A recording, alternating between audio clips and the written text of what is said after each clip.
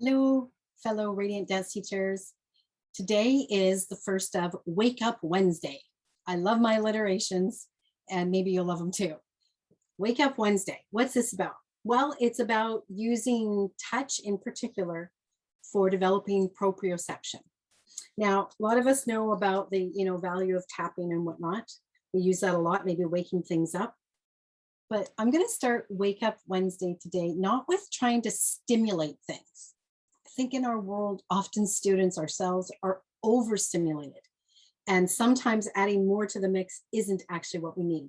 What we need is to just calm, connect, and in a sense, give a hug to our body. So that's actually what I'd like to do today. Just this idea of what does it do to us and our sensing and our stability when we simply hug something. So I'm going to start on my wrist where you can see. I'm just going to use my one hand to wrap around the other at the wrist. So the main joints, shoulders, elbows, wrists, hips, knees, ankles. What's it like to just simply hold it? Now I could add, feeling some love for it, the warmth, the touch, the squeeze, the sensing of connecting. I can look to it to help my eyes connect more to where I am. Now I wasn't holding for very long, and I'm just going to let the two separate. Now, if I start wanting to do an expressive port de bras, I feel different. And I did this is my left hand. I don't know how it shows up on your view there. My left hand, I'm not left-handed, but my left hand, even into my palm of my fingers, feels more fluid because maybe the conduit, of course, is open and fluid.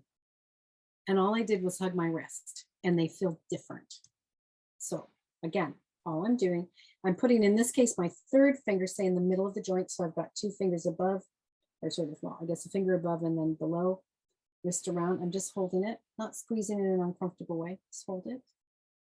Feel the love, the connection, this idea of, I trust you, you're so smart. And then on the other place, so that my palm always gets a chance to go all around the wrist. Just holding it for a moment. And then, oh, okay. Now, when you're able to touch again, when this darn pandemic is over, you can do this on yourself. You could then be the teacher to the student doing it with them. You're just drawing attention to an area. You're not poking it and prodding it and making it get better. You're just simply coming in and going, just going to hold my touch, surrounding the joint. You could do in partners. Again, when physical touch is no longer something we're supposed to stay away from. Now I'd like you to try it on your knees. So to see the before and after, which again, always has everybody buy into it. If I just balance on one leg, there, I'm gonna just be in a parallel rotate. See how that feels. Now, the knee that I would want to touch and then return to would be this one. So I'm gonna bend over here.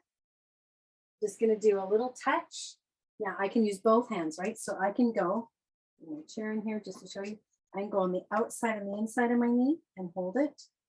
I can go on the front and the back. Now, holding my knee like this when I've got no weight on it is great.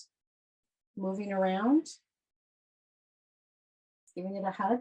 But of course, also, I can just simply bend over and hold it. Okay, changing positions. Think of it like you had paint on your hands. By the time you're done, the whole surface around needs to be painted. And I like feeling the warmth of my hand. Now, again, barely touched it, didn't take long. And I'm going to take my balance on this leg again. Now I have hyperextended knees, but my knee is not the least bit interested in being hyperextended. There's balance around it. And then I'm going to try the other side. And yeah, I just don't have as good a balance. I'm not hyperextending yet, but I can feel that my knee wants to, as sort of a coping mechanism. Okay, so before and after. Well, here's my after. Don't like my after, so I'm going to change that too.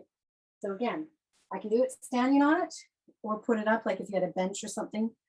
Anybody who's had an injury, you're going to want to hug the injured place before you dance. So I'm going around it with my warmth, right? So this one's about loving, kind awareness, not about stimulation the way we might do, say, next week where we're going to do tapping. Okay. And I can do it also when I'm standing on it. And then, how is it now? Much better.